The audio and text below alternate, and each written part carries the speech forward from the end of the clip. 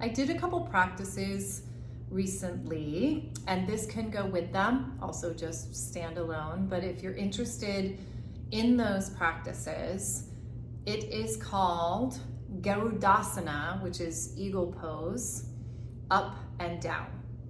And we did a practice that was standing and moving up and down from the floor.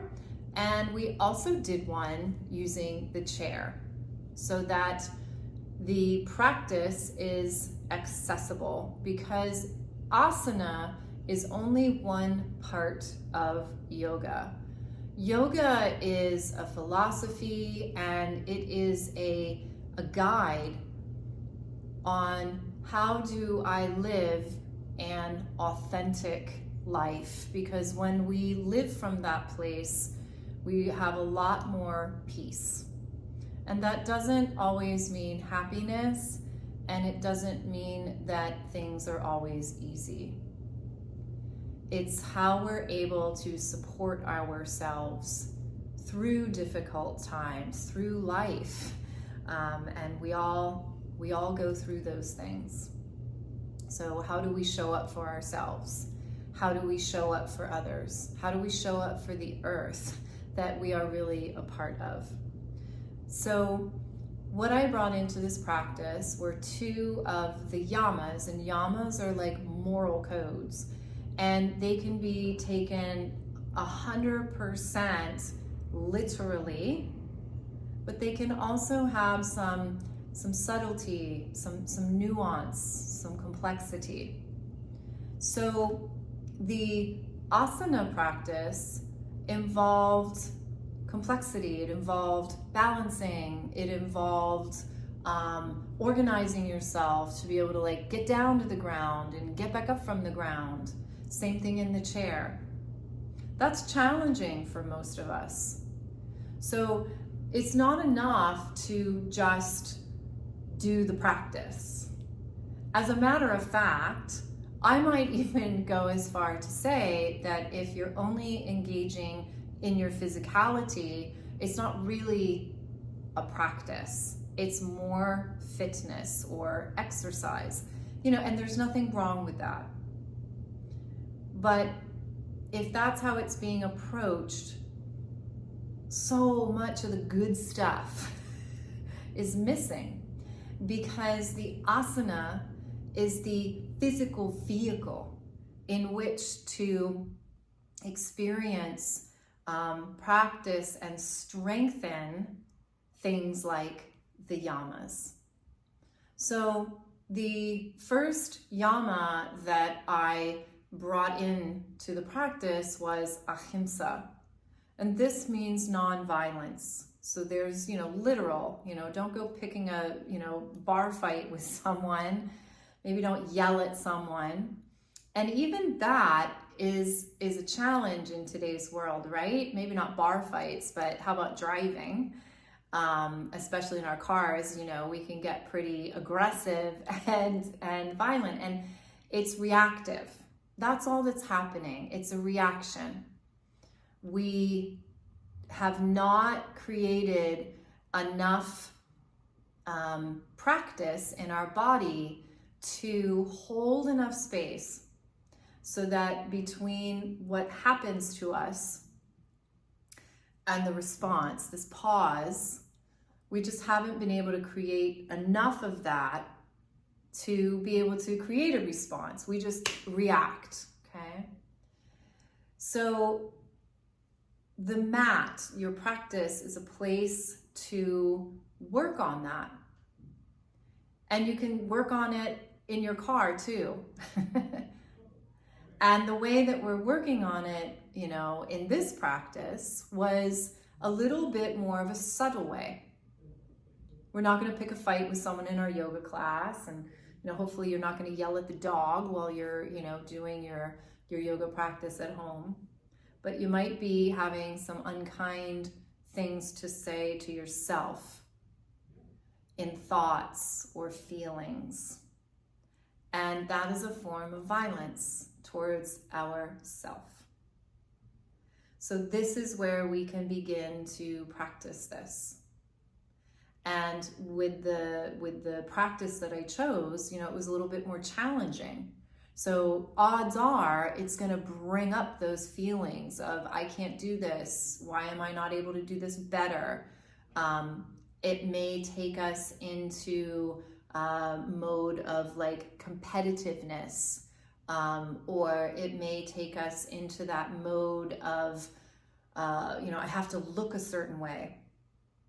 And all of that is taking us away from what yoga is, which is really that journey of self-actualization, which brings us into connection with source. And then there's that peace. So noticing those things, on the mat, off the mat, am I practicing Ahimsa? The other one is Satya, which is truthfulness. It's, your true nature. And again, can be taken really literally, like, don't lie, And then there can be some, complexity with that. And how does Satya come in on our mat? Are we being truthful about where we are in the process? Or again, are we getting kind of competitive? Are we moving outside of ourselves and into this external value system?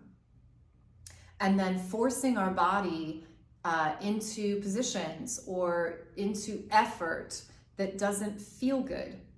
That's not being truthful. This is why, props are so wonderful to use in yoga, because they actually help us to be more truthful. I need support here. I'm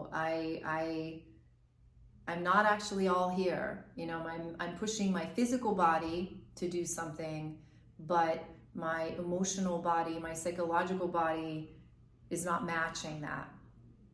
Okay, so good questions to ask in your practice is, why am I doing this?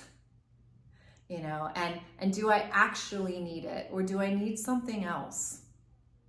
And it's important to have a lot of compassion around all of this, because it can, again, get really easy to be like, oh my God, I'm not practicing Satya. I'm not practicing Ahimsa. I suck. So it's about compassion, and it's a practice. It's not about being perfect with it. We are real human beings. We are living real lives with lots and lots of stuff going on. So making sure that a lot of compassion, and we could also say that what we're working with is ego versus soul, because our soul is quiet. Our soul is, I would say, undisturbed, because it knows where it comes from, and it knows where it will return to. But what can surround the soul are all of those, emotions and feelings and core beliefs about ourselves that can lead us into thinking that we aren't enough. It can lead us into thinking that we're broken. It can lead us into thinking that we don't have value just being who we are. And it's simply not the truth. Maybe we want to be doing things in a different way in our life that serve us better. But wherever you are right now, you're not broken. You're just, in transportation, in transitioning, trying to figure things out. And I feel so strongly that yoga, in its full capacity, has incredible power to help us to move back into that awareness of our wholeness, It's never left. But the pathway there can be quite fraught with things. So healing for me is, smoothing out that pathway so that I can find my way back to this truth, universal truth, that I have always been whole and I am worthy of love. Always. So I just wanted to move into that a little bit more, give you a little bit more background with those 2 yamas, and you can go and do those practices, or any practice, any part of your life. All of this applies. Yeah. So it's just a way to get us thinking maybe a little bit differently, a way for us to feel differently in our bodies, which then helps us to think differently as well. So there we go.